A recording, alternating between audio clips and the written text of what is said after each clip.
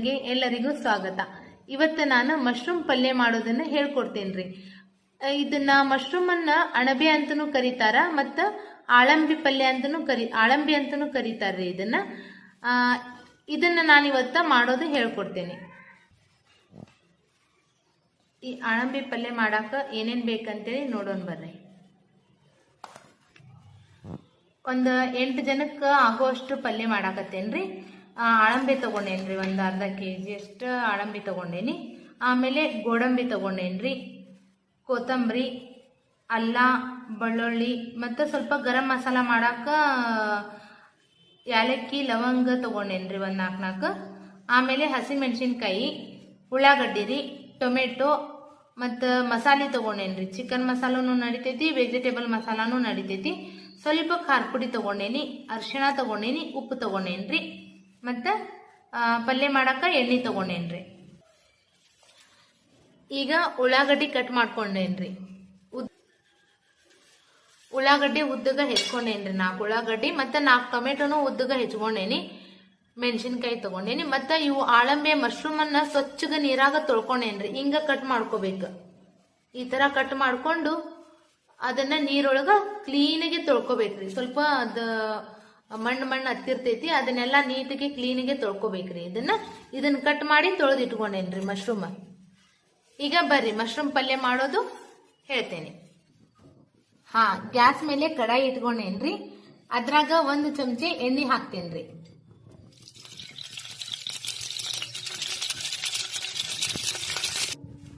ಈಗ ಅದ್ರಾಗ ಕಟ್ ಮಾಡ್ಕೊಂಡಿದ್ದು ಈರುಳ್ಳಿ ಹಾಕ್ತೇನೆ, ಉಳ್ಳಾಗಡ್ಡಿ.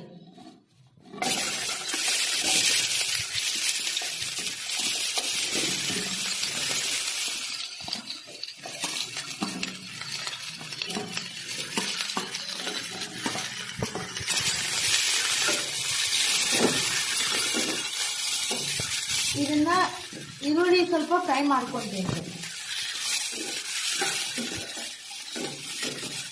ಯಾವಾಗೂ ಈರುಳ್ಳಿ ಸ್ವಲ್ಪ ಚಂದಗ ಬೆಂದಿರ್ಬೇಕ್ರಿ. ಅವು ಸ್ವಲ್ಪ ಕಂದು ಬಣ್ಣ ಬರೋವರೆಗೂ ಬೇಯಿಸ್ಕೋಬೇಕ್ರಿ ಈರುಳ್ಳಿ. ಅವು ಹಸಿ ಇದ್ವು ಅಂದ್ರೆ ಪಲ್ಯ ಚಲೋ ಆಗಂಗಿಲ್ರಿ ಅದ. ಈಗ ಇದ್ರಾಗ ಮೆಣಸಿನ್ಕಾಯಿ ಹಾಕೊಂತೇನ್ರಿ. ಒಂದು 7-8 ಹಾಕೊಂಡೇನ್ರಿ ಮೆಣಸಿನ್ಕಾಯಿ.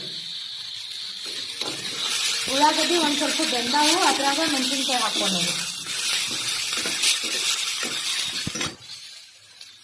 ಈಗ ಇದ್ರಾಗ ಅಲ್ಲ, ಬೆಳ್ಳುಳ್ಳಿ, ಮತ್ತು ಕೊತ್ತಂಬರಿ, ಮತ್ತು ಇವು ಸ್ವಲ್ಪ ಗರಂ ಮಸಾಲ, ಅದು ಯಾಲಕ್ಕಿ, ಲವಂಗ, ಮೆಣಸು ಹಾಕೊಂತೇನೆ. ಇದನ್ನ ಮತ್ತೆ ಒಂದು ಸ್ವಲ್ಪ ಫ್ರೈ ಮಾಡ್ಕೊತೇನೆ.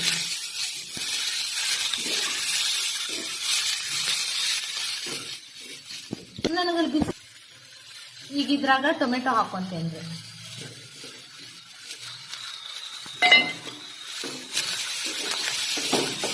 ಇದನ್ನು ಟೊಮೆಟೊನು ಹಣ್ಣಾಗುವಂಗ ಬೇಯಿಸ್ಕೊಂತೇನ್ರಿ ಅದ್ರೊಳಗೆ. ಮತ್ತೆ ಇದ್ರಾಗ ಗೋಡಂಬಿನೂ ಹಾಕೊಂತೇನ್ರಿ. ಒಂದು ಸ್ವಲ್ಪ ಗೋಡಂಬಿ ಇದ್ರೆ ಟೇಸ್ಟ್ ಬರ್ತೈತಿ ಪಲ್ಯ. ಇಲ್ಲ ಅಂದಾಗೂ ನಡಿತೈತಿ, ಮಾಡ್ಕೋಬಹುದು. ಆದ್ರೆ ಸ್ವಲ್ಪ ಗೋಡಂಬಿ ಇದ್ರೆ ಏನಾಗ್ತೈತ್ರಿ, ಟೇಸ್ಟ್ ಬರ್ತೈತಿ ಅದ. ಈಗ ನೋಡ್ರಿ, ಈರುಳ್ಳಿನೂ ಮೆತ್ತಗ ಬೆಂದಾವು, ಟೊಮೆಟೊನು ಬೆಂದೈತ್ರಿ ಸ್ವಲ್ಪ ಮೆತ್ತಗ. ಅದ್ರೊಳಗ ಈಗ ಉಪ್ಪು, ಮಸಾಲೆ, ಈಗ ಉಳ್ಳಾಗಡ್ಡಿ, ಟೊಮೆಟೊ ಎಲ್ಲ ಬೇಯಿಸ್ಕೊಂಡೇನ್ರಿ, ಚಂದಾಗ ಫ್ರೈ ಮಾಡೇನಿ.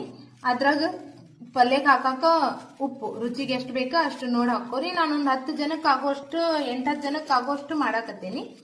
ಮತ್ತು ಸ್ವಲ್ಪ ಮಸಾಲ, ಮಟನ್ ಮಸಾಲ, ಚಿಕನ್ ಮಸಾಲ ಇದ್ರ, ಸಾಂಬಾರ್ ಮಸಾಲ ಸ್ವಲ್ಪ ಇದ್ರ ಹಾಕೋಬಹುದು. ನಾನು ಚಿಕನ್ ಮಸಾಲ ಹಾಕೊಳಕತ್ತೇನ್ರಿ. ಮತ್ತು ಇದ್ರೊಳಗ ಅರಿಶಿಣ ಹಾಕೊಂತೇನ್ರಿ. ಹಸಿ ಮೆಣಸಿನ್ಕಾಯಿಗ ಮಾಡಾಕತ್ತೇನಿ, ಅರಿಶಿಣ ಹಾಕೊಂತೇನಿ. ಈಗ ಇದನ್ನ ಉಪ್ಪು, ಮಸಾಲೆ, ಅರಿಶಿಣ ಎಲ್ಲ ಉಳ್ಳಾಗಡ್ಡಿ ಜೊತೆ ಮಿಕ್ಸ್ ಮಾಡ್ಕೊಂತೇನ್ರಿ.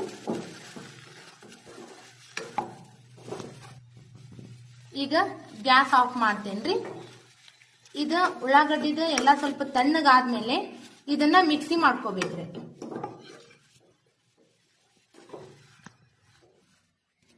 ಈಗ ಇದನ್ನ ಮಿಕ್ಸಿಗೆ ಹಾಕೊಂತೇನ್ರಿ. ತಣ್ಣಗಾಗೈತಿ ಎಲ್ಲ, ಇದನ್ನ ಮಿಕ್ಸಿಗೆ ಹಾಕೊಂತೀನಿ. ಸಣ್ಣಗ ರುಬ್ಕೋಬೇಕ್ರಿ ಇದನ್ನ.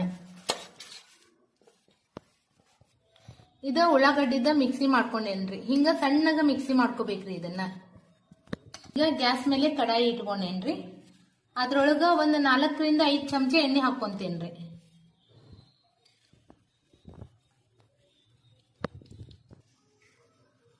ಎಣ್ಣೆ ಕಾದೈತ್ರಿ. ಅದ್ರೊಳಗ ಇದನ್ನ ಮಿಕ್ಸಿ ಮಾಡಿದ್ದು ಹಾಕೊಂತೇನೆ.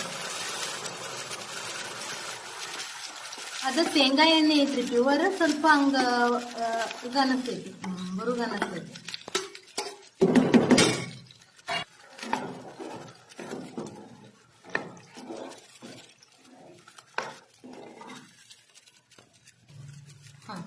ಇದು ಪೇಸ್ಟ್ ರೀ ಎಣ್ಣೆಯಾಗ ಸ್ವಲ್ಪ ಬೇಯ್ಬೇಕ್ರಿ. ಇದನ್ನ ಬೇಯಿಸ್ಕೋಬೇಕಿದೆ ಎಣ್ಣೆ ಒಳಗ, ಫ್ರೈ ಮಾಡ್ಕೋರಿ. ಆಮೇಲೆ ಇದು ಮಶ್ರೂಮ್ ಏನೈತಿ, ಕೊಲೆಸ್ಟ್ರಾಲ್, ಬ್ಯಾಡ್ ಕೊಲೆಸ್ಟ್ರಾಲ್ ಕಡಿಮೆ ಮಾಡಾಕ್ರಿ. ಮತ್ತು ಡಯಟ್ ಮಾಡೋರಿಗೆ ಭಾಳ ಚಲೋ. ಮತ್ತು ಅದ್ರೊಳಗೆ ಫೈಬರ್ ಕಂಟೆಂಟು ಜಾಸ್ತಿ ಇರ್ತೈತಿ. ಹೆಲ್ತಿಗೆ ಭಾಳ ಚಲೋ ರೀ ಅದು. ಅಣಬೆ ಅನ್ನೋದನ್ನ 8 ದಿನದೊಳಗೆ 15 ದಿನದೊಳಗೆ ಒಂದು ತಿನ್ನಾಕ ಅಡ್ಡಿ ಇಲ್ಲ ರೀ. ಇದು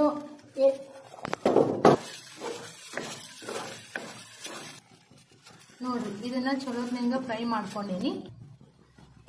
ಇದು ಪಲ್ಯದಾಗ್ರಿ ಬಾಳ ನೀರ್ ಹಾಕಾಕ್ ಹೋಗ್ಬಾರ್ದ. ಯಾಕಂದ್ರ ಅದು ಮಶ್ರೂಮ್ ಒಳಗ ನೀರಿನ ಅಂಶನೂ ಇರ್ತೈತಿ. ಅದನ್ನ ನಾವ್ ಇದ್ರೊಳಗ ಹಾಕೊಂಡ್ಮೇಲೆ, ಗ್ರೇವಿ ಒಳಗ ಹಾಕೊಂಡ್ಮೇಲೆ ಅದನ್ನ ನೀರ್ ಬಿಟ್ಬಿಡ್ತೈತ್ರಿ. ಅದಕ್ಕೆ ಇದ್ರಾಗ ಜಾಸ್ತಿ ನೀರ್ ಹಾಕಾಕ್ ಹೋಗ್ಬೇಡ್ರಿ. ಇದನ್ನ ಮಿಕ್ಸ್ ಮಾಡ್ಕೊಂತೇನ್ರಿ ನಾನು ಅದ್ರ ಜೊತೆಗೆ.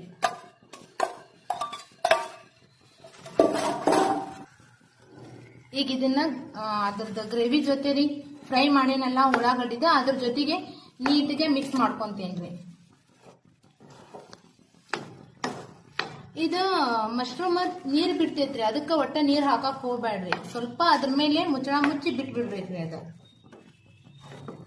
ನಿಮಗ್ ಬಾಳ ಗಟ್ಟಿ ಅನ್ಸಿದ್ರ ಒಂದ್ ಸ್ವಲ್ಪ ನೀರ್ ಹಾಕ್ರಿ ಅಷ್ಟ, ಒಂದ್ ಅರ್ಧ ವಾಟೆ ಅಷ್ಟ ನೀರ್ ಹಾಕ್ರಿ ಸಾಕು. ನಾನು ಸ್ವಲ್ಪ ಒಂದ್ ಅರ್ಧ ವಾಟೆ ನೀರ್ ಹಾಕೊಂತೇನ್ರಿ.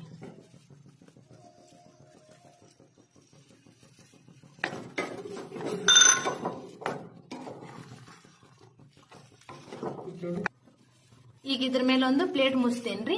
ಅದ ಮಶ್ರೂಮನು ಬೇಯಲಿರಿ. ಅದ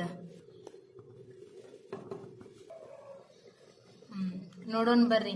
ಮಶ್ರೂಮ್ ಕರಿ ರೆಡಿ ಆಗೈತೇನಿ.